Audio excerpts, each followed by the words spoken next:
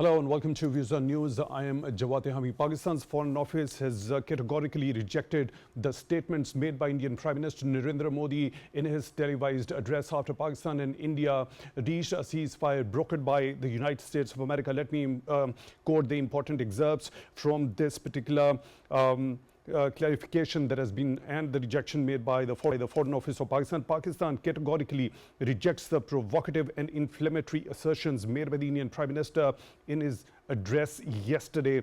At a time when international efforts are being made for regional peace and stability, this statement represents a dangerous escalation rooted in misinformation, political opportunism, and a blatant disregard for international law. Unquote. This particular statement by the Foreign Office also talks about the ceasefire reality. It also talks about Indian misadventurism and Indian motives of Pahalgam attack. It also talks about Indian aggressive actions in the region, setting a dangerous precedent. Also talking about the normal, let me quote that excerpt as well. The normal remains that no one will be allowed to challenge the principles and the purposes of the UN Charter, as amply demonstrated by Pakistan in resolutely defending its sovereignty, territorial integrity, as well as the security of its people. Make no mistake, we will closely monitor India's actions and behavior in this regard in the coming days, unquote. Also, it has urged the international community to also monitor India's actions in the coming days, also talking about India's illegal and unilateral actions, such as the suspension of Indus Water Treaty, and Pakistan would be doing all in its efforts to deal with this particular issue. Also, it has also talked about Pakistan being the victim of terrorism, rendering immense sacrifices against this particular scourge. It has also reiterated its support for President Trump's efforts in the resolution of the Kashmir dispute. At the end, this particular statement says, let me quote, "We hope India will prioritize regional stability and the well-being of its citizens over the narrow, politically motivated jingoism," unquote. This is a very important statement by the Foreign Office of Pakistan. We have also seen the National Assembly has passed a resolution today that was adopted unanimously, which was moved by the Law Minister, Mr. Azam Nazir Attar, which has praised the Pakistan Armed Forces for their valiant determination in defending the sovereignty of the motherland. We have also seen in their separate statements, both President and Prime Minister have paid glowing tributes to the sacrifices which have been rendered by the Pakistan Armed Forces. We've also seen yesterday that there was important statement made by US President Donald Trump. Let me quote that: "We stopped a nuclear conflict. I think it could have been a bad nuclear war. Millions of people could have been killed," unquote. He has also talked about the prospects of economic cooperation between Pakistan, the United States of America, as well as between the United States of America and India. We've also seen an important update by Inter-Services Public Relations, giving the updated stats related to the casualties after the Indian aggression. A total of 51 individuals, including 11 personnel of the armed forces and 40 civilians, were martyred in Indian strikes during the recent military confrontation with arch rival India. All these important matters are for discussion. For that, we are honored to be joined in the studio by Dr. Salma Malik, Foreign Affairs expert. Dr. Salma, thank you very much for taking time out for Views on News tonight. We really appreciate that. Closely, you must have been following the developments over the last many days. That blatant and naked aggression on the part of the Indian authorities. Before posing a question before you, let me introduce our other guest who is joining us on the video link, Mr. Commodore Kamran Khan, retired defense analyst. Commodore Khan, thank you very much for your time, also for being with us on this very show tonight. We really appreciate that. Dr. Salma, before heading on to what Indian Prime Minister said in that very televised speech, and which of course have been rejected categorically by Foreign Office of Pakistan, let's talk about that very vigilance, that determination, that valor, that gallantry that was exhibited by the Pakistan Armed Forces, all the dimensions of it, Pakistan military, the Navy, and the Pakistan Air Force. Quite tributes have been presented also today in the National Assembly, the separate statements by both President and Prime Minister. This particular operation, BUNYAN MARSOOS, this marka How have you been looking at this? Thank you so much, Jawad. Actually, it's very interesting. It's actually what we can figure out is when we draw parallels or draw comparison with how India tried to bring the country together and how Pakistani nation came spontaneously and rallied around its armed forces and the government, and everyone was on the same page. Before staging the false flag operation of Pahalgam, the Indian media had been briefed and they started to say what they had to say with a lot of loud noise and a lot of shouting and everything. And it was everything which was very stage managed. And the sooner Pahalgam happened, there was not a single person in Pakistan who would say that this is something which is not made in India, done by India, for India, by India, right? Everyone was very unanimous. And when India actually attacked us in the middle of the night and did what they had to do, of course people were stressed because there were fireballs coming at them, but none of them were deterred. Being stressed, being concerned and being deterred are different things altogether. Everyone was very resolute, everyone was extremely brave, and the unanimity, the confidence, the high morale was what also made our armed forces perform beyond their call of duty. And the very fact that our armed forces were so well equipped and well trained was what gave the Pakistani nation the morale, the bravery, the courage to face the adversary, because we had the confidence that our air force was in the air, our navy was protecting our naval frontiers, maritime frontiers, and if the need be, the army was doing what it was supposed to do. And the LOC, the first night we saw Indians already throwing in the white flag. And both times when India attacked us during the middle of the night, in the dark of the night, the Pakistani Air Force gave them such a bloody nose that they had to resort to, in the middle of the night, mediation efforts coming from the US and also trying to make a story out of it that it was nothing that they did, but rather Pakistan, and the way their correspondent and the official spokesman was going around doing it. They have a way of playing with the words, but everything was very obvious. Do you think they are still in the state of denial? Very quickly. Oh, absolutely, they're in a state of denial. They cannot looking come at out that of very yes, speech they're made by trying, Prime Minister because Narendra it's Modi. Modi's question of survival.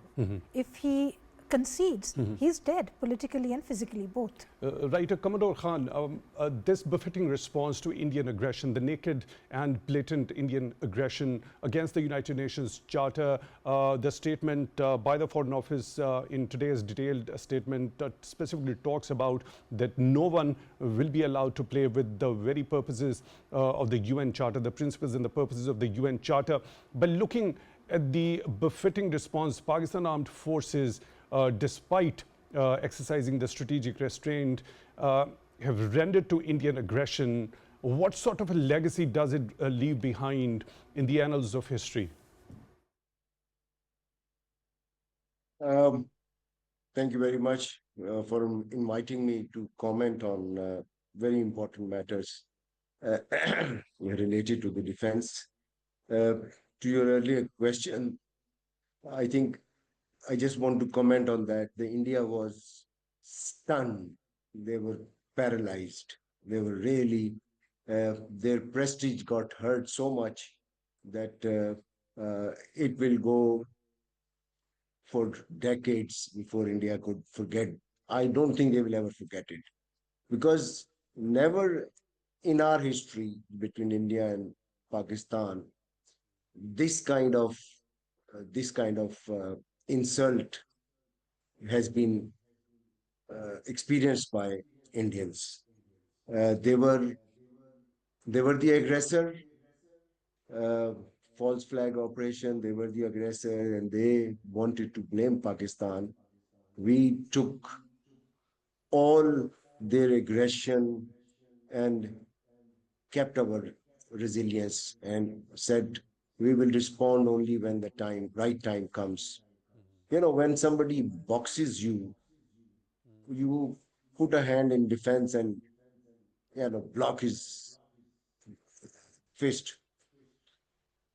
The next time when you want to hit him, then you choose your own timings as we did. You must have heard it many times. So we did very hard. And that actually shocked them. They could never imagine that a small country like Pakistan, they would call cashless Pakistan, would inflict such a wound on them across from the north till Nalia and Bhuj, the Bhuj airport, airbase, from where they operated their drones and carried out attack on Pakistan. I think they were sorted out through and through, and they will always remember it. This legacy will never, and they will judge it. They have a Chanakya or their own philosopher which they follow in their strategies and stratagems. But if you look at that, basic behind basic ideas behind the Hindutva, that actually drives them. It may be Modi now, but subsequently also there will be people who will be coming. So what I just want to convey my feeling through you is, I think we have done a great job, but we must not uh, lower our guards. They are very clever, very deceptive. Whether they will listen to Trump or not, we don't know. Whether Trump gave them a thapi also to go ahead and do it, which is very very obvious, from their vice president visit and then followed by their uh, statements. But what I want to say is, we have done them, we have injured them. They are really in a very, very mentally disturbed state, and they can act irrationally also. So we must be prepared. You must have heard news about some aircrafts they were landing before this conflict, and during this conflict, the US and Israeli aircraft, the logistic aircraft, the big aircraft, who were bringing in lots of what we don't know, but we assume that it can be only ammunition and war related material, not mangoes or oranges. So, and Commodore Khan, I seek your pardon for the interjection over here. Very important point that you've made. They will be in a state of shock for a long time, and this particular memory is not going to be wiped from the annals of history that easily, as far as Indians are concerned. Ideally, they should have learned the lesson this time around, because the kind of damage that has been inflicted upon them has been humongous. Now, at the same time, you're of the view that we must be cautious. So we must not lower our cards because they're clever and deceptive at the very same time. We've already responded them befittingly. They should have ideally learned the lesson, but don't you think this particular opportunity calls for more than that? Not only alertness and awareness on the part of Pakistanis alone, but it is actually the matter of global concern. It should be the matter of global concern. The major players should actually recognize the true face of India, that how it tried to build a narrative around a false flag operation, which was a concocted story. It didn't come up with any sort of evidence. It did not come up with any sort of acceptance of the offer of a credible investigation into that particular incident. Rather, it has got itself a long list of its sponsorship of terrorism across the world. I think this is the right time for Pakistan to utilize its diplomacy across the world, across the diplomatic centers around the world, and project Pakistan's point of view. You see, you have a ceasefire for 12 days or whatever days, they can cut it short if they want. And we want peace. We are a peace loving nation. So that's what we will always maintain restraint. We will not uh, cause any action which they can utilize as a false flag and say Pakistan was uh, breaking the ceasefire, so we have carried out an attack. I'm sure there are lots of UN observers around who could be watching that also from our side.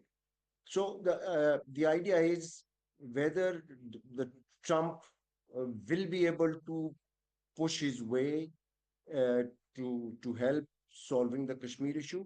If I look at very positively, and I would I would say it is a great opportunity for Pakistan to raise and solve Kashmir issue, because all throughout like last more than 70 years they have been saying it's a bilateral issue, no talks. So they have been convincing others diplomatically not to interfere. So now Trump has come in. Trump is a unpredictable person. He is a forceful person also, and he is using trade. This is the first time ever, I think, in history where deals are being made, and economic diplomacy is really driving this ceasefire. He says, "Okay, I'll give you more business. I'll give you India also business and Pakistan also business." But one point, remember also, uh, had they allowed India to, to counterattack us, and then would have counterattacked, and it would have escalated to maybe a serious level. We never thought of naval, nobody, I think none of our defense analysts or our government functionaries ever uttered a word of nuclear war or nuclear choice. But Trump, whether he assessed it as such, that it could have been a situation where he has saved so many millions people. But obviously, we need to use diplomacy. We must,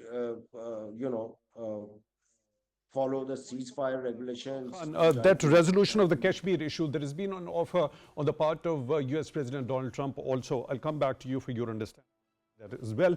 Any possibility of third party mediation when it comes to this particular dispute between Pakistan and India that's been lingering over for many decades now.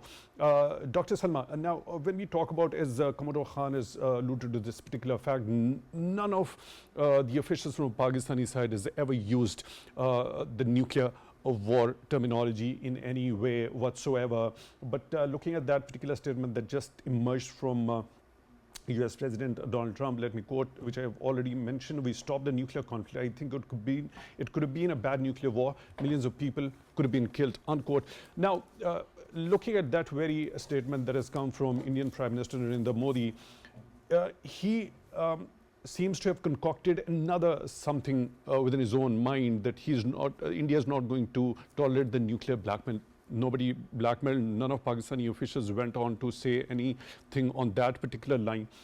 Why to bring, when we talk about Indian perspective, why give out this sort of a statement? You see, the Indian Prime issue Minister. is India, by actually indulging in the Pahalgam fiasco, have been stuck in a commitment trap, more so Modi. Now, Modi thought that Pakistan would not react, would not be able to react.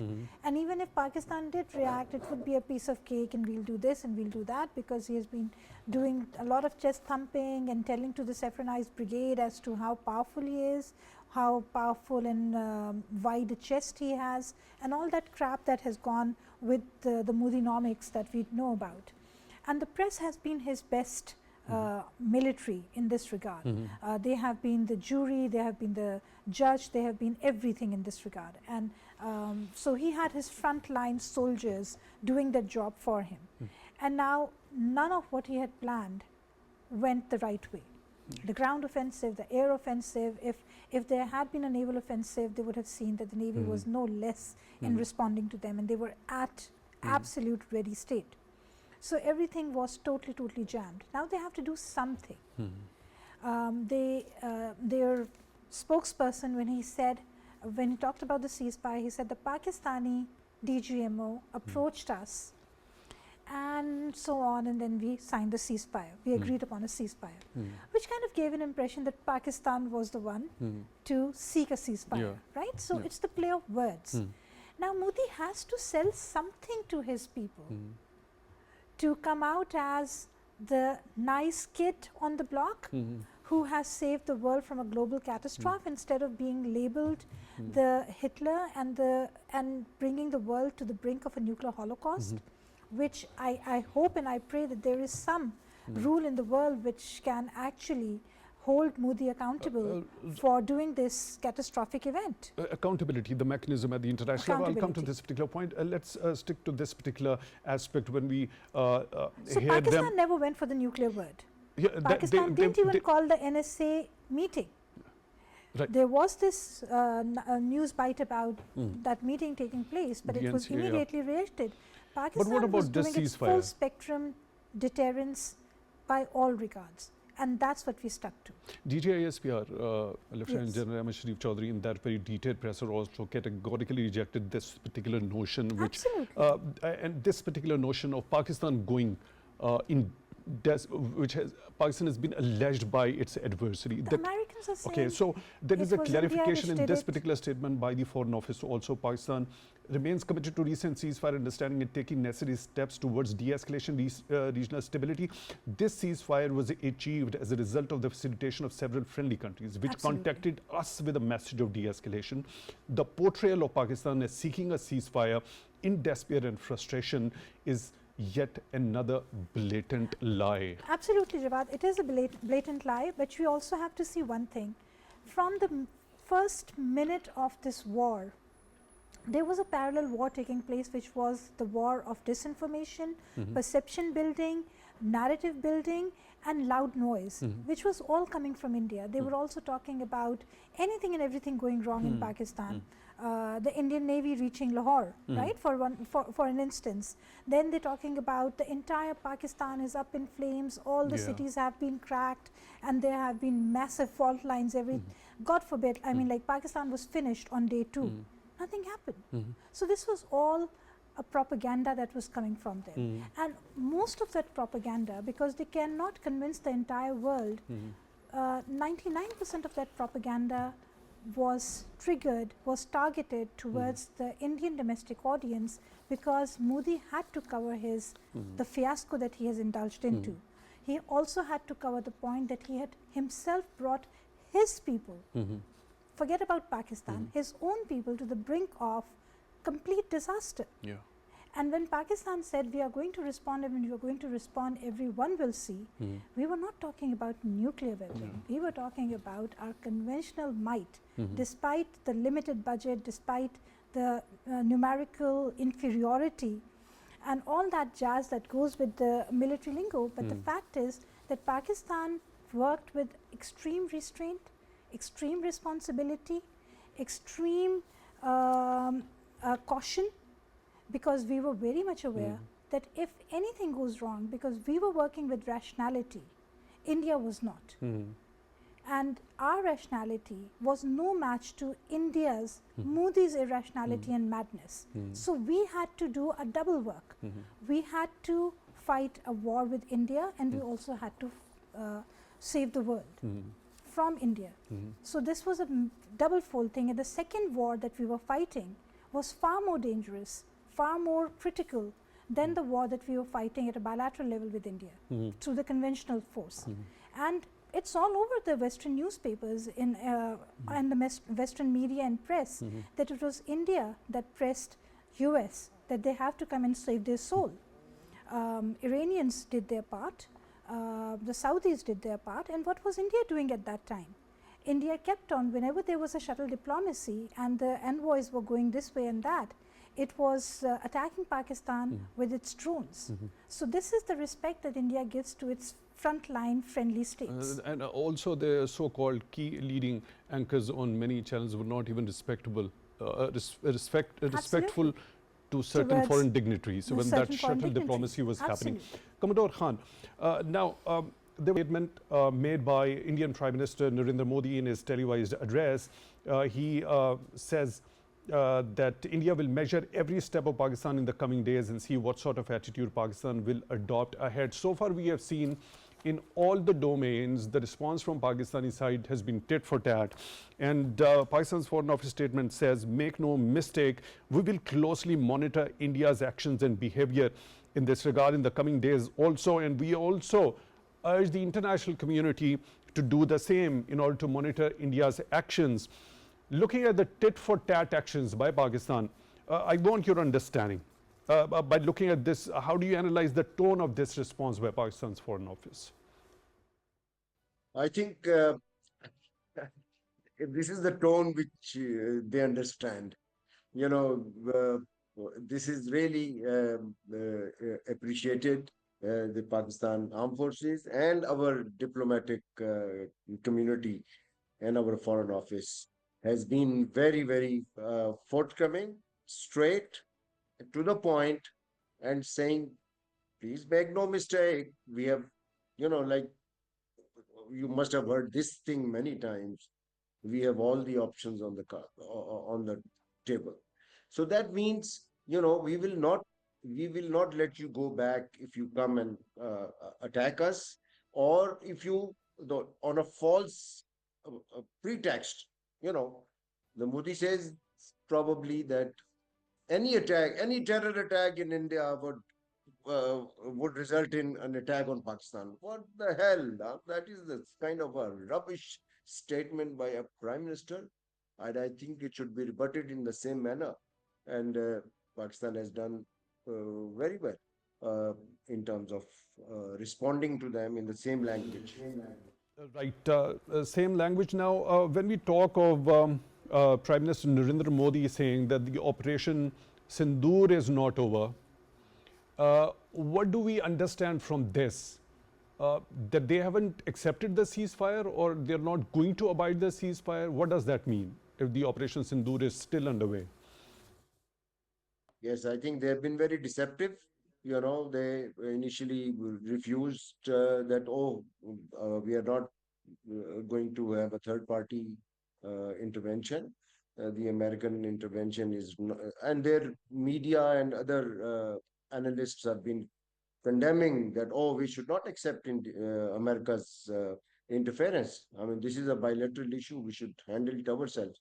So they are keeping it in a murky state, that the ceasefire is there. Yes, DGMOs are talking. So what else? Their DGMOs, our DGMO and Indian DGMO has spoken on telephones, and they have talked about that there'll be no military action across border. There'll be no escalation from either side. So that has been agreed on the lowest level, the DGMO's level. On the senior level, they are still trying to please their public that we have not accepted the ceasefire, or words to that effect. But I don't think India can get away so easily. If the ceasefire has taken place, only two things can happen. Either we go back to the same situation as we were. So what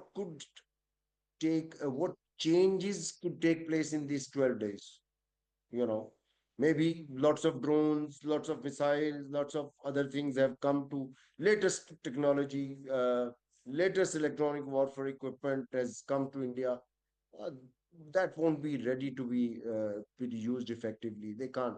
I mean, so in order to justify their possible actions that they can, that's why in the first place, I said India is a very uh, deceiving. And I seek your pardon for the interjection over here. We are joined now by another participant, Dr. Raja Kaisar Ahmed, Indian Affairs expert. Dr. Ahmed, thank you very much for being with us on the show tonight. Really appreciate that. President Trump offering his assistance as far as the resolution of the Kashmir dispute is concerned. We have seen a statement by the Foreign Office today, also reiterating its support for President Trump's efforts, which are aimed at resolving the Kashmir dispute. How the third party mediation in this particular dispute can work out? What could be the possible prospects of that? Well, thank you very much. Well, this President Trump's offer is a very rare opportunity. And if he could call it up, he said this in his last term as well, that he is willing to mediate between India and Pakistan on Kashmir issue. I think this is the high time where we need to clinch on this opportunity. And this opportunity is very hard earned because Pakistan has demonstrated a decisive victory over India. And the kind of operational environment which we now have, it's very conducive and feasible to engage with India with upper hand while negotiating from strength.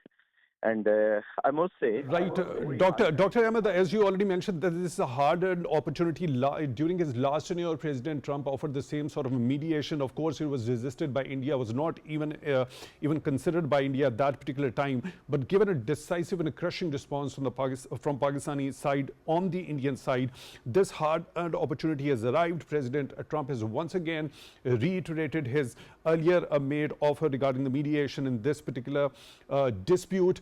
Do you think by any chance India this time around is going to concede when it comes to third party mediation? well. India is likely to resist, but as I just said, that the kind of upper hand which Pakistan has secured with a very thumping, rather a decisive victory over India in the last week. So this is, I think, where the pressure of the United States of America and the kind of defensive embodiment which India has at this moment, I think, this opportunity can turn out to be a substantive one where, we can proceed with the resolution of our long-standing conflicts and disputes with India. So it is a high time, and I must. Point. Dr. Ahmed, there is another very important prospect, the illegal and unilateral suspension of Indus Water Treaty. The National Assembly today stressed the importance of... Please go ahead. Please finish your thought. Yeah. So basically, this had been my analysis previously as well, that India wanted to seek a renegotiation of the water distribution mechanism with Pakistan. And they wanted basically an Indus Water Treaty too. And this was one of the very reasons for this provocative escalation which they have carried out against Pakistan. So yes, this should be, the restoration of the Indus Water Treaty in its letter and spirit should be the first and the foremost demand for Pakistan, because water security is an existential threat. Our 80% of the agriculture, it basically depends on this Indus basin. So that's why the restoration of the Indus Water Treaty, it should be first and the foremost demand, along with the resolution of the Kashmir dispute, because without resolution of this very core issue, the things they are likely to remain consternated between India and Pakistan, and these kind of provocations, they would like. Dr. Ahmed, I seek your pardon for the interjection over here. We'll resume the discussion from here, where we're just leaving. We'll go for a quick short break. After this particular break, for that, stay tuned.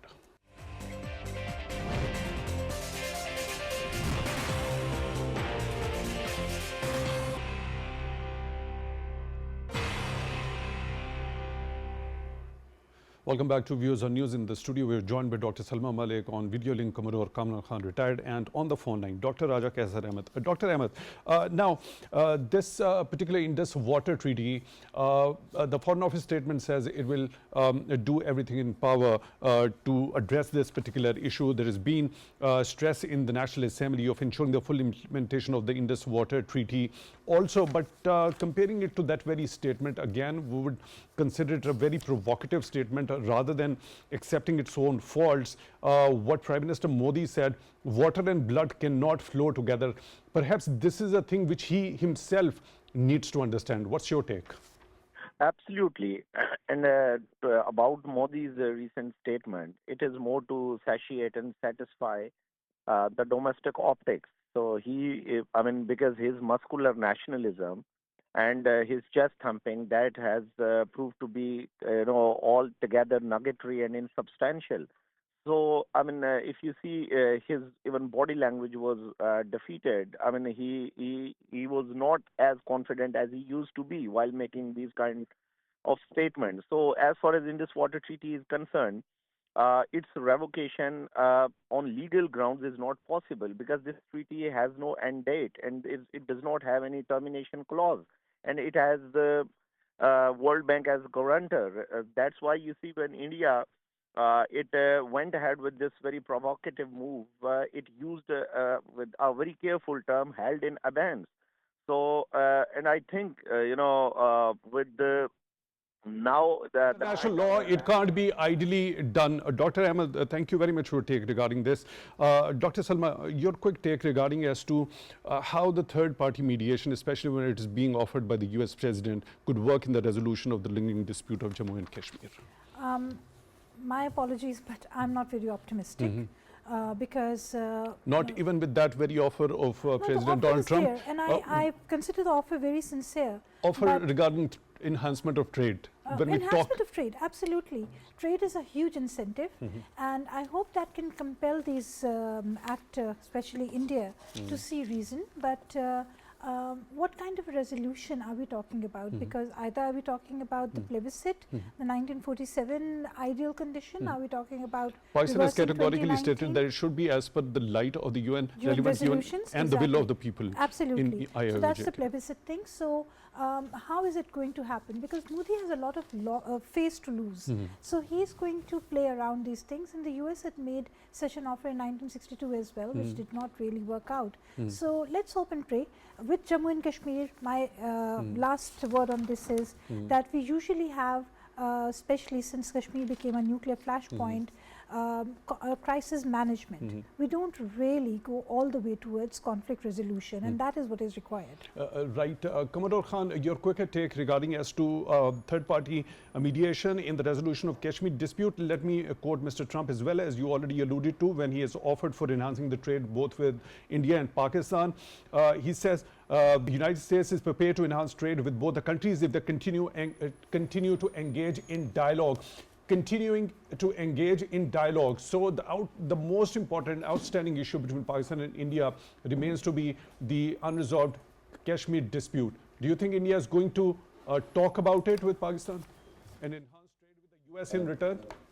I being an optimist, so I feel yes, the Trump has given us an opportunity and we should grab it. Now, whether Indians come on the table or not, I think we leave it to Trump, who can force it or otherwise, or coerce them to bring it, because India and US are very close, in close relationship, and they are building up their strengths together against one common enemy, China. Now, they cannot. Commodore Kamran Khan, retired defense analyst, joining us on the video link. I think we've got disconnection with him. Commodore Khan, thank you very much for being with us on this show tonight. Really appreciate it. In the studio, we were joined by Dr. Salma Malik, foreign affairs expert. Dr. Salma, thank you very much for taking time out for Views on News tonight. Really appreciate that. With that, we come to the end of today's episode. Till the next one, take good care of yourselves.